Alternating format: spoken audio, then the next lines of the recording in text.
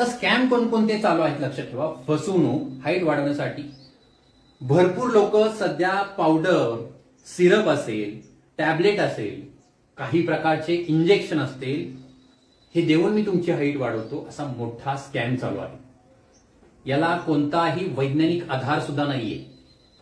गेल्या काही दिवसामध्ये मी काही व्हिडिओ शेअर केलेल्या होत्या आणि या व्हिडिओ शेअर केल्यानंतर मला एक दबाव आला की तुम्ही हा व्हिडिओ डिलीट करा.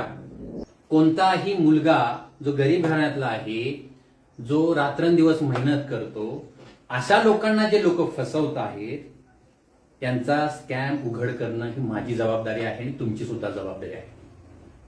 आणि मी अशा प्रकारच्या व्हिडिओ या बनवत राहणार आहे. कोणाच्या दबावाखाली मी जाणार नाही.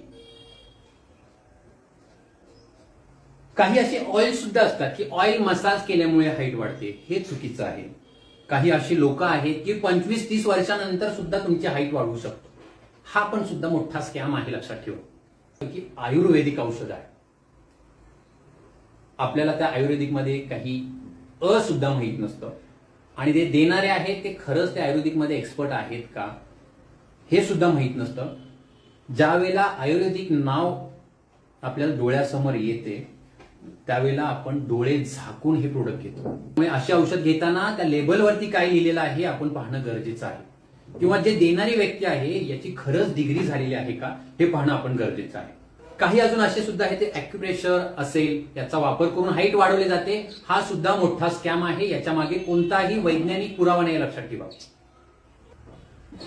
जाऊ नका, जागृत राहा, स्वतःच्या 5 इंद्रियांचा वापर करा, माहिती घ्या. यामध्ये अर्धा इंचमुळे आपली एखादी पोस्ट जात असेल, परंतु या अर्धा इंचसाठी जर आपण अशा पद्धतीचे स्कॅमर करणारे जे लोक आहेत यांना जर आपण बळी पडलो तर आपली अजून मानसिकता ढासळू शकते. जर तुम्ही 20-21 वय ओलांडलं असेल तर हाईट जर तुमची काही इंचामध्ये कमी पडत असेल तर ती पोस्ट जी आहे ती सोडून द्या. मी असं सहज स्पष्टपणे सांगेन. दुसरं काहीतरी करा ज्याच्यामध्ये तुम्ही वेळ न जाता तुम्ही बाकीच्या गोष्टीकडे लक्ष देऊन तुम्ही त्याच्यामध्ये तर तुमचे 100% देऊन तुम्ही कोणत्या तरी नोकरीला लागा.